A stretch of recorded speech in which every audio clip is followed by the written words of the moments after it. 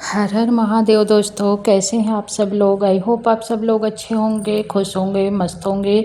तो यहाँ सुबह से ब्लॉग मेरा शुरू हो रहा है। दिन है गुरुवार का और यहाँ पे मैं सूर्यदेव को जल देने आई हूँ। सुबह 8 बजा होगा क्योंकि इतनी टाइम ही हो जाता है। तो यहाँ सूर्यदेव को मैं जल देने आई हूँ। हवा तो चल रही है और बदली सी भी है, लेकिन धूप भी बार बार निकल रही है। तो मैंने ना गमले में दिया है, गमले में पौधा लगा है, पौधे में ही जल दिया है। सूर्यदेव को कभी भी ज़मीन में नहीं जल देना चाहिए, या तो गमले में दें या फिर थाली रख लें नीचे। तो फिर क्योंकि पैरों में भी नहीं पड़ना चाहिए ना। कभी सूर्यदेव को जल दिया, उसके बाद मैंने हल्दी मिला के जल दिया था। उसके बाद ना मैंने 7 परिक्रमा लगाए, और जो कि मेरा रोज़ का नियम है। आप सभी लोगों को मैं बताती रहती हूँ कि मैं सूर्यदेव को जल दे के 7 परिक्रमा ज़रूर से लगाती हूँ उनके। कब अगर आपके पास टाइम नहीं है, आप ऑफ़िस जा रही हैं या फिर कुछ और चीज़ में बिज़ी हैं, तो आप 3 परिक्रमा लगा सकती हैं। लेकिन मैं 3 परिक्रमा नहीं लगाती, मैं 7 परिक्रमा ही लगाती हूँ सूर्यदेव के। और यहाँ पे अब मैं तुलसी माता के पैर छू के ना, तुलसी मेरे यहाँ तुलसी माता ना कई गमलों में लगी हैं।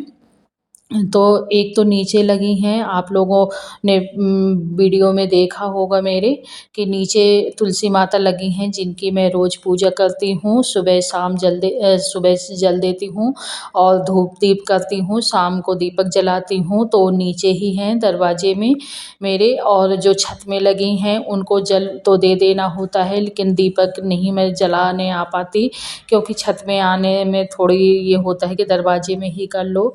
उसके बाद मैं तुलसी माता के पैर छू के और उनसे प्रार्थना करके कि आपको लड्डू गोपाल के लिए, प्रसाद के लिए चाहिए, तो मैं उनको तोड़ लाई हूँ उनकी पत्तियाँ। और आके ना भगवान के रूम में पोंछा लगा रही हूँ। मतलब पूरे कमरे में तो पोंछा मैं सुबह ही लगा देती हूँ, लेकिन जो भगवान जहाँ बैठते हैं ना, वहाँ मैं नहाने के बाद ही पोंछती हूँ। क्योंकि उतनी जगह में ऐसा होता है ना कि बिना नहाए अगर लगाओ तो फिर भगवान जी छू जाते हैं ना। और हमें कभी भी बिना नहाए पूजा नहीं करनी चाहिए, कभी बिना नहाए भगवान को छूना नहीं चाहिए। तो नहाने के बाद ही उतनी जगह में मैं लगा देती हूँ। तो गीले कपड़े से पोंछ दिया है, और उसके बाद जो भी सामान होता है ना मेरा पूजा पाठ का, एक डलिया में अलग से रखती हूँ और उसको ना अलमारी में रख देती हूँ।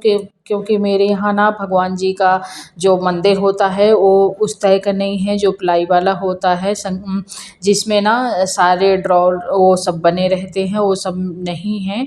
तो जो मैं अलमारी है मेरे रूम में, तो उसी रूम में अलमारी में मैं सब सामान पूजा का रख देती हूँ। जो भी ज़रूरत होती है निकाल लेती हूँ, एक डलिया में रखा रहता है। जब मैं पूजा करके ना पूजा करने बैठती हूँ तो वो डलिया सहित ही निकाल लेती हूँ। और जब पूजा कर लिया तो वो डलिया मैं उठा के रख देती हूँ। जो रोज़ की ज़रूरत की चीज़ें हैं वो मैं इस डलिया में रखती हूँ, जो कभी कभार ज़रूरत पड़ती है वो मैं दूसरी डलिया में रखती हूँ। तो वो मैं अंदर रूम में रखती हूँ।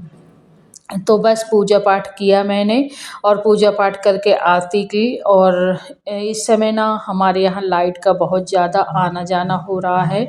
पता नहीं कहाँ से क्या दिक्कत है लाइट की, कि मतलब आना जाना काफ़ी हो रहा है। इस समय मैं ना पूजा करने के बाद धूप दीप दिखा दी। पहले तो एक दीपक जला ही देती हूँ, सभी को पता है। जो रेगुलर मेरे ब्लॉग देखते होंगे उनको सबको पता है कि मैं मतलब एक जोत पहले ही जला देती हूँ जब पूजा करने बैठती हूँ, और एक दीपक ना बाद में जलाती हूँ जब मैं पूजा करके पूजा कर लेती हूँ। लास्ट में आरती करती हूँ तो एक दीपक जलाती हूँ। तो बाहर से कुछ आवाज़ें आ रही हैं तो प्लीज़ इग्नोर कीजिएगा, क्योंकि वो लोग अपना उनके यहाँ काम लगा है ना, तो उनका जो काम वाला सिस्टम है वो खुट्ट खट्ट वाला है, तो वही सुनाई दे रहा है, तो उसको इग्नोर कीजिएगा। और यहाँ पे मैंने ना पूरे घर में आरती वगैरह दिखा दी और भगवान को भी दिखा दिया, और मैं भी आरती ले लूँगी। और जल जो होता है ना 3 बार छोड़ के प्रणाम कर लेना होता है, और प्रणाम करने के बाद बस उनसे क्षमा क्षमा प्रार्थना करती हूँ कि भगवान जी अगर मुझसे जैसी भी पूजा बनी, आपके करने लायक तो कोई भी नहीं है। आप हम लोग तो आपके चरणों की धूल हैं, पर जैसी भी पूजा बनती है वैसे मैं कर देती हूँ। अगर कहीं पर भी कोई भी गलती हो तो प्रभु क्षमा करिएगा और प्रणाम मेरा स्वीकार करिए, अपना आशीर्वाद रिटर्न करिए।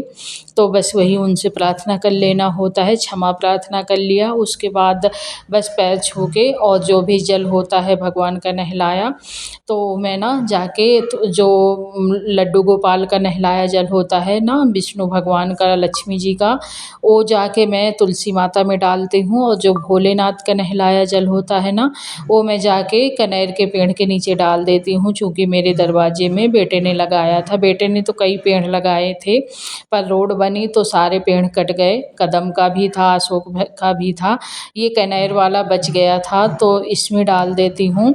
और बाहर से इतनी ज़्यादा आवाज़ आ रही है खुट खुट की कि आपको शायद सुनाई दे रहा होगा वीडियो में, तो उसको प्लीज़ इग्नोर कीजिएगा। उनके यहाँ काम लगा है ना, तो अंदर तक आवाज़ें आ रही हैं, पता नहीं क्या कर रहे हैं। तो यहाँ पे देखिए पूजा पाठ सारी हो चुकी थी और उसके बाद ना भगवान जी का जो भी प्रसाद होता है, तो प्रसाद मैं उनसे हाथ जोड़ के प्रसाद ले लेती हूँ। और फिर जो मन पर्दा है उनको उसको मैं ढक दूँगी थोड़ी देर में, क्योंकि भगवान जी को ना रेस्ट करने की ज़रूरत होती है पूजा के बाद। और ये प्रसाद मैं सबको बाँट दूँगी घर में, मैं भी खा लूँगी। और उसके बाद देखिए पसीना पसीना हो गया, कितनी इतनी ज़्यादा इस समय गर्मी हो रही है ना। और आप लोग देख सकते हैं पूजा पाठ करके मैं फ्री हो चुकी थी, और अब कुछ आगे के काम भी होते हैं ना। लाइट भी चली गई थी, लाइट मैंने बताया ना इतना ज़्यादा आना जाना कर रही है। अभी मैंने ना फ्री होके फिर बेटा था आया हुआ है कल, तो बेटे को ना मैंने ना ये खरबूजा जो होता है, तो सच्ची बताऊँ ना, हमारे यहाँ खरबूजा को गाँव में चिमड़ी भी बोलते हैं। शायद आपने ये नाम पहली बार सुना होगा, चिमड़ी, लेकिन हमारे गाँव में खरबूजा को पुरानी औरतें चिमड़ी भी बोलती थीं। अब तो सभी जगह खरबूजा लोग बोलते हैं, लेकिन गाँव में जो पुरानी औरतें रहती थी ना, वो चिमड़ी बोलती थीं इसको। तो बस इसको छील के अच्छे से और इसका जो गूदा है निकाल के, और बेटे के लिए मैं शेक बना रही हूँ खरबूजा का उर्फ़ चिमड़ी का। तो इसका भी बहुत अच्छा इस समय ना गर्मी में हम लोग चाय पी लेते हैं, बच्चों को बहुत कम गर्मी में चाय देती हूँ। और अगर उनका मन हुआ किसी दिन उन्होंने खुद से बोला कि माँ चाय बना दो, तो फिर मैं उनके लिए चाय बना के देती हूँ। वरना ऐसा होता है कि मैं ज़्यादातर बच्चों को गर्मी में चाय कम देती हूँ, इस तरह की चीज़ें दे देती हूँ ताकि उनका पेट भी भर जाए और ठंडक भी महसूस हो पेट में। अगर चाय तो ऐसा होता है कि चाय पियो तो गले से लेके पेट तक एकदम गरम-गरम सी जाती है। तो हम लोगों की तो ऐसा है कि अब आदत ही पड़ चुकी है, तो हम लोग तो पीते ही पीते हैं।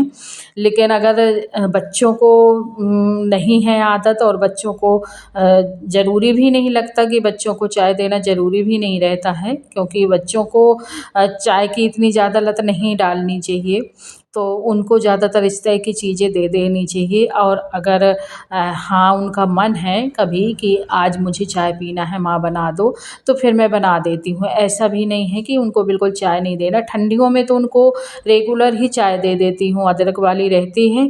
और ठंडियों में ऐसा रहता है कि चाय की ज़रूरत भी होती है, हल्का मौसम ठंडा होता है, तो ये होता है ना कि सर्दी जुकाम से बचे रहेंगे।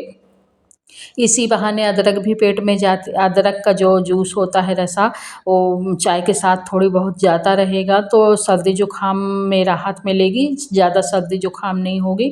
तो इस वजह से ना मैं ठंडियों में बच्चों को अपने से ही दे देती हूँ कि लो पी लो। हाँ, ठंडियों में भी अगर उनका कभी मन नहीं होता कि नहीं पीना, तो बात अलग है, लेकिन अगर उनको पीना है तो मैं फिर ठंडियों में उनको बिल्कुल भी मना नहीं करती। ठंडियों में आराम से उनको चाय देती हूँ। लेकिन अगर गर्मियों में उन्होंने ना बोला कि चाय पीना है, तो मैं अपने से बना के नहीं देती उनको चाय, उनको अगर मन है तभी देती हूँ।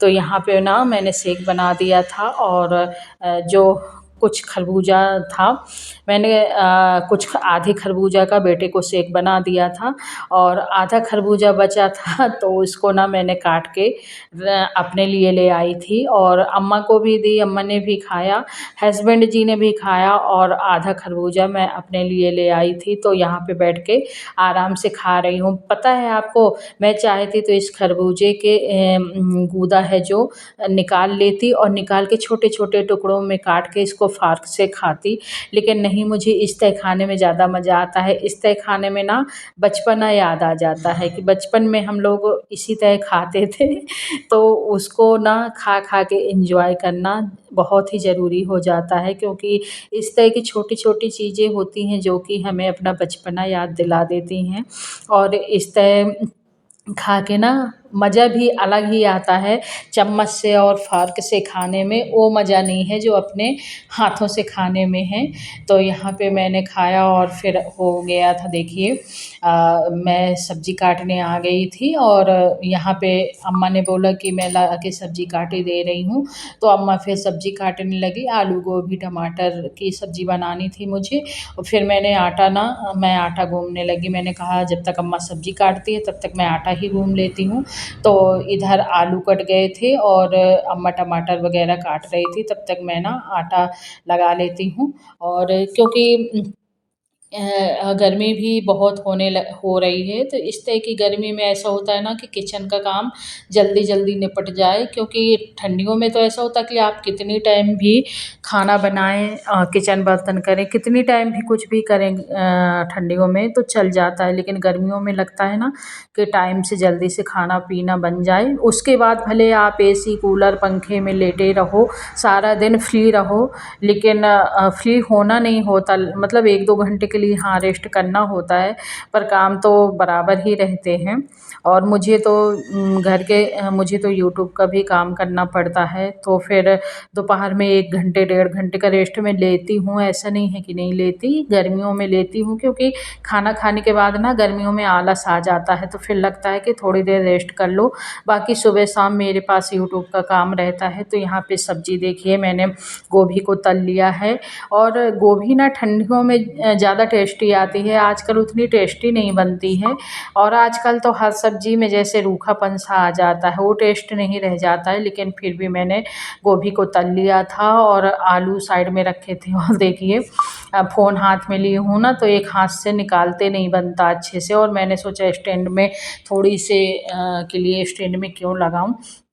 तो गोभी बन गई और टमाटर भी कट गए, आलू काट दिए थे अम्मा ने और फिर यहाँ पे बेटे को शेक दे दिया था मैंने और शेक में मैंने ऐसा कुछ नहीं डाला था, ना ही मेरे पास ड्राई फ्रूट थे नहीं और मैंने सिर्फ़ खरबूजा और दूध और यही शक्कर बस डाला था, ठंडा-ठंडा दूध था, तो ठंडा-ठंडा सर्व किया, बेटे को दिया और उसको भी बहुत अच्छा लगा और इधर फिर शाम का टाइम हो गया था, तो मैं आ गई थी घी बनाने क्योंकि 4 बज रहे थे, फिर मैं आ गई थी 4 बजे। मलाई रखी थी और मलाई फ्रिज में रखी थी, तो फिर मैंने ना इसको ना मिक्सी में नहीं भाया और ना ही हाथ से, बस इसको ऐसे ही कढ़ाई में डाल के फिर इसका मैंने घी निकाल लिया। हाँ, थोड़ी मिक्सी में भम जाता ना तो थोड़ी और अच्छा रहता, पर ऐसे भी बन जाता है, ऐसा नहीं है। देखिए चलाते-चलाते घी बन के रेडी हो चुका है और जो इसका महीरा जिसको बोलते हैं, हमारे यहाँ महीरा बोलते हैं, आपके यहाँ क्या बोलते हैं मुझे बताइएगा। तो इसको ना जो कचड़ा होता है घी का वो महीरा बोलते हैं हमारे यहाँ, तो ये एकदम रेड हो